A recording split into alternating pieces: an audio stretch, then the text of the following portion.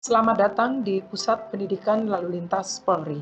Berikut akan kami jelaskan tutorial penggunaan web Pusiklantas Lemdiklat Polri terkait proses belajar mengajar yang akan dilaksanakan di Pusiklantas Lemdiklat Polri. Pertama-tama, ketik alamat web Pusiklantas Lemdiklat Polri, yaitu pusdiklantaspolri.go.id.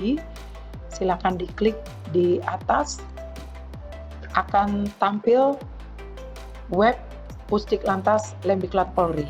Web Pusdiklantas Lemdiklat Polri ini adalah sarana informasi terkait pelaksanaan program pendidikan dan pelatihan yang diadakan di Pusat Pendidikan Lalu Lintas Lemdiklat Polri. Dalam web Pusdiklantas Lemdiklat Polri ada beberapa menu yang disajikan, antara lain ada profil, organisasi, pendaftaran diklat, e-learning yang nanti akan dipakai oleh peserta didik pada saat proses belajar mengajar, DIPA, pengaduan, dan login. Proses selanjutnya untuk peserta didik adalah pemakaian e-learning yang akan digunakan pada saat proses belajar mengajar. Yang harus dilaksanakan adalah klik pada menu e-learning, akan ada permintaan untuk login dalam e-learning center Pusiklantas Lemdiklat Polri. Silakan memasukkan username yang sudah diberikan oleh masing-masing admin sesuai dengan Dikbanks yang diikuti. Setelah itu memasukkan password yang sudah disediakan. Klik submit. Apabila peserta didik sudah memasuk dalam e-learning center Pusiklantas Lemdiklat Polri, pada ujung sebelah kanan sudah terdapat nama Dikbanks yang diikuti dan nomor siswa dari masing-masing peserta didik. Dalam e-learning center Pusiklantas Lemdiklat Polri disajikan dengan menggunakan dua bahasa, yaitu bahasa Inggris dan bahasa Indonesia. Berikut ini adalah tampilan e-learning center Pusiklantas Lemdiklat Polri.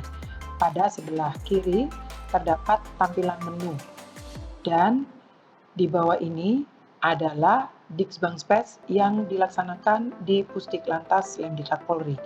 Masing-masing peserta didik hanya diperbolehkan memasuki Dikbanks yang diikuti saja. Pada halaman e-learning Pusdiklantas Lemdiklat Polri, peserta didik diperkenankan untuk merubah profil dan password sesuai dengan keinginan. Berikut akan kami tutorialkan bagaimana cara merubah profil dan bagaimana cara merubah password. Dalam kolom menu ada administration, di sini ada my profile setting. Silakan klik. Di bawah ada edit profile. Silakan diklik pada edit profile. Maka tampilannya akan seperti ini. Peserta didik hanya diperbolehkan untuk mengganti first name-nya saja sesuai dengan nama yang diinginkan. Untuk baris kedua sampai dengan terakhir hanya diperkenankan dirubah oleh admin. Setelah itu update profile.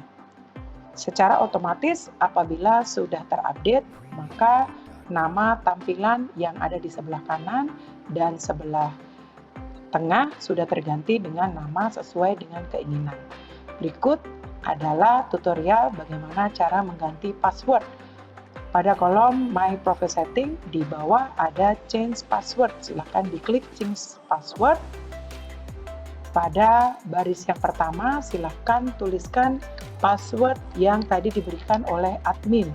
Setelah itu baru masukkan password sesuai dengan keinginan peserta didik. Apabila sudah diganti dengan password yang diinginkan, maka admin sudah tidak bisa masuk ke dalam ID peserta didik. Pada halaman ketiga, silakan ketikkan lagi password yang diinginkan. Setelah itu baru save change. Secara otomatis password sudah terganti.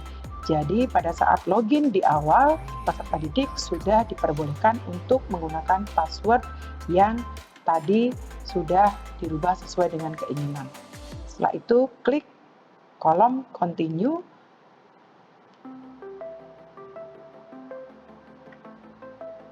dan akan kembali lagi pada tampilan profil awal.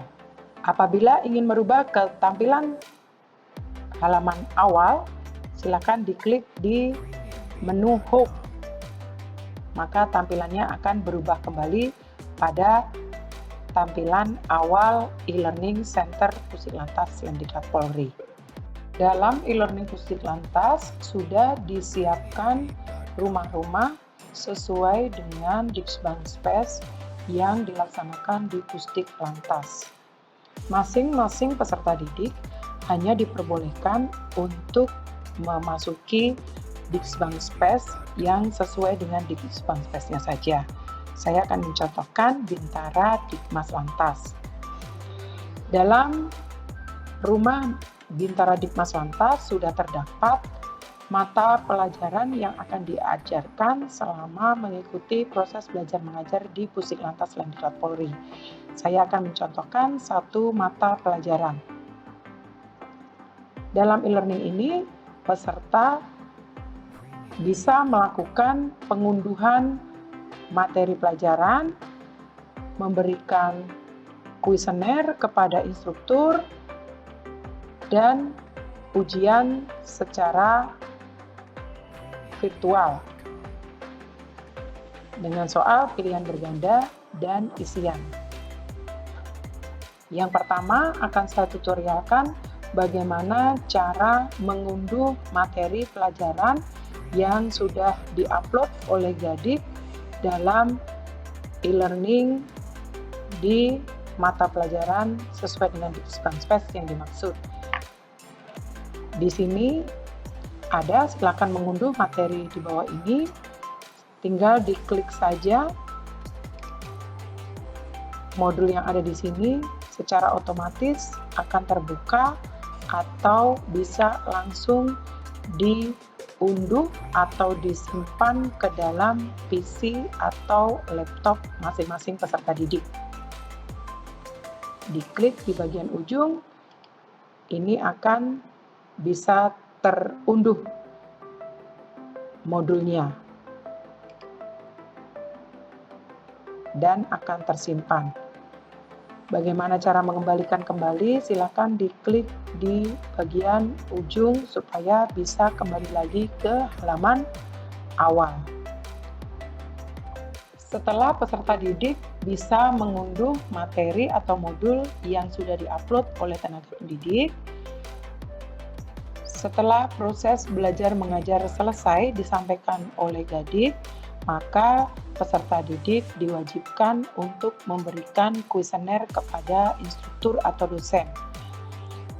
Respon yang diberikan kepada dosen atau instruktur bersifat rahasia dan tidak mempengaruhi penilaian akhir peserta didik. Bagaimana cara mengisi kuesioner instruktur atau dosen? Di bawah ada checklist ini, tanda ini, silakan diklik, maka akan tampil kuesioner umpan balik instruktur. Klik di bawah answer the question, silakan diklik, maka akan tampil kuesioner umpan balik instruktur. Peserta didik diwajibkan mengisi kuesioner ini. Respon yang digunakan untuk membantu instruktur atau dosen dalam meningkatkan kualitas materi dan teknik pembelajaran mata kuliah ini. Jawabannya bersifat rahasia dan tidak mempengaruhi nilai peserta didik. Untuk jawaban dilaksanakan dengan penskoran. Jadi untuk 1 adalah kurang sekali, 2 kurang, 3 cukup, 4 baik, dan 5 baik sekali. Ini adalah indikator-indikator penilaian kuesioner terhadap instruktur atau Gadik. Silakan peserta didik memberikan skor sesuai dengan apa yang selama ini dirasakan pada saat proses belajar mengajar, dari skor 1 sampai dengan 5. Tinggal diklik saja.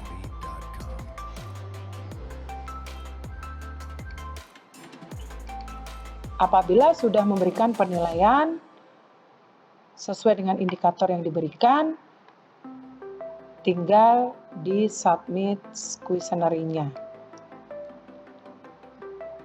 Setelah itu akan ada tampilan, terima kasih sudah mengisi kuesioner ini. Lanjut bisa di continue untuk kembali ke halaman berikutnya. Halaman berikutnya silakan diklik di materi tata cara berlalu lintas yang tadi sudah kita masuk dari awal. Untuk kembali ke tampilan awal. Tutorial berikutnya adalah bagaimana cara mengerjakan soal. Jadi, nanti dalam e-learning, ujian yang akan diikuti oleh peserta didik akan dilaksanakan melalui e-learning. Akan kami tutorialkan bagaimana cara mengerjakan soal. Setelah masuk kepada Dikbang Space yang diikuti oleh peserta didik silahkan mengklik mata pelajaran yang akan diujikan. Kami akan mencontohkan ujian tata cara berlalu lintas. Di sini, setelah masuk ke dalam materi tata cara berlalu lintas, di paling bawah setelah peserta didik melaksanakan pemberian kuesioner, di paling bawah peserta didik akan melaksanakan ujian. Jadi, ujian di sini dilaksanakan dengan dua jenis soal, yaitu pilihan berganda, isian, dan esai. Untuk pilihan berganda berjumlah 20 soal yang akan dikerjakan dalam waktu 25 menit oleh peserta didik. Dan selanjutnya untuk isian dan esai yang akan dilaksanakan secara terpisah dan peserta didik menjawabnya dalam lembar folio yang akan diberikan oleh pengawas ujian. Untuk mengerjakan soal pilihan berganda, bacalah dengan teliti dan pilih jawaban yang paling benar.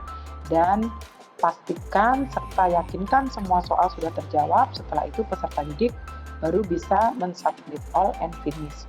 Kita akan mempraktekkan bagaimana cara mengerjakan soal pilihan berganda.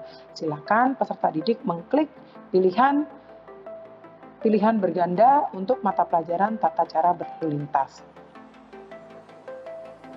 Akan keluar seperti ini, jadi peserta didik dipersilahkan untuk memulai mengerjakan kuisnya sekarang. Jadi diklik attempt quiz now. Di sini ada waktunya adalah 25 menit. Nah, akan keluar seperti ini. Apabila peserta didik tidak jadi mengerjakan, silakan klik tombol cancel. Tapi apabila peserta didik akan mengerjakan soalnya, silakan pilih tombol bantuan start attempt. Nanti akan keluar soalnya. Ini adalah soalnya. Jadi soalnya ada 20 soal. Untuk kotak-kotak ini adalah kotak-kotak soalnya. Berwarna putih apabila soal belum dijawab, tapi akan berubah warna menjadi warna abu-abu apabila soal sudah dijawab.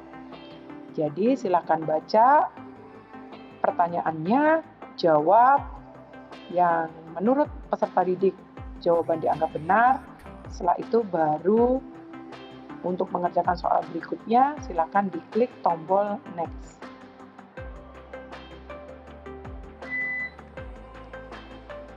Di sini akan terjadi perubahan warna. Jadi apabila soal sudah dikerjakan, warnanya akan berubah menjadi abu-abu. Dan soal yang belum dikerjakan adalah berwarna putih.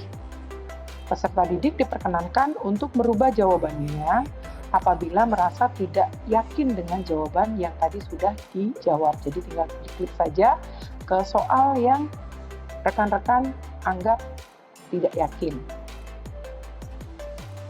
Bisa dirubah jawabannya. Jawab semua soal. Apabila peserta didik tidak yakin dengan jawaban yang sudah dijawab, peserta didik bisa merubah jawabannya, tinggal diklik saja ke nomor yang peserta didik belum yakin dengan jawabannya. Setelah itu, rubah pilihan jawabannya. Pada tanda kolom navigation, apabila berwarna abu-abu, soal sudah terjawab semua. Apabila sudah terjawab dan peserta didik sudah yakin dengan jawabannya, silahkan klik Finish Attempt. Nanti akan keluar seperti ini. Setelah yakin dengan jawabannya, peserta didik tinggal Submit All and Finish. Apabila peserta didik sudah menekan tombol Submit All and Finish, jawaban yang sudah terekam sudah tidak bisa lagi dirubah karena sudah langsung akan dikoreksi oleh sistem dan hasilnya akan langsung bisa dilihat oleh peserta didik. Akan keluar tombol bantuan seperti ini. Apabila masih belum yakin dengan jawabannya, bisa di-cancel dan merubah jawabannya. Tapi apabila sudah yakin, bisa langsung Submit All and Finish. Karena soal sudah dilaksanakan dengan menggunakan online, peserta didik sudah bisa langsung melihat hasilnya. Di sini hasilnya adalah dari 20 soal yang diberikan kepada peserta didik cuma bisa menjawab soalnya 4 jawaban benar. Ujian ini cuma bisa dilaksanakan sekali percobaan saja, tidak bisa melakukan percobaan ulang. Demikianlah tutorial bagaimana cara mengerjakan soal ujian. Apabila peserta didik ingin kembali lagi ke halaman berikutnya, di atas ini adalah bantuan untuk langsung kepada mata pelajaran yang akan kita tuju kembali lagi ke halaman awal. Jadi ini adalah tombol pilihan bantuan, kita tinggal klik saja untuk kembali lagi ke mata pelajaran yang tadi kita pelaksanaan ujian. Nah, setelah itu kita akan membahas ujian yang untuk isian dan esai. Untuk soal isian dan esai, seperti biasa dilaksanakan ditulis manual oleh peserta didik di dalam lembar folio. Jadi untuk pertanyaan akan diunduh dulu melalui PC untuk dikerjakan atau dijawab di lembar folio yang sudah disiapkan. Bagaimana cara mengunduh? Seperti tutorial pada saat peserta didik melaksanakan pengunduhan untuk modul dan pengambilan materi pelajaran yang sudah ditutorialkan di awal. Jadi tinggal diklik saja, secara otomatis akan terunduh di file unduhan. Tinggal diklik dan peserta didik bisa langsung mengerjakan dalam lembar folio yang sudah disiapkan.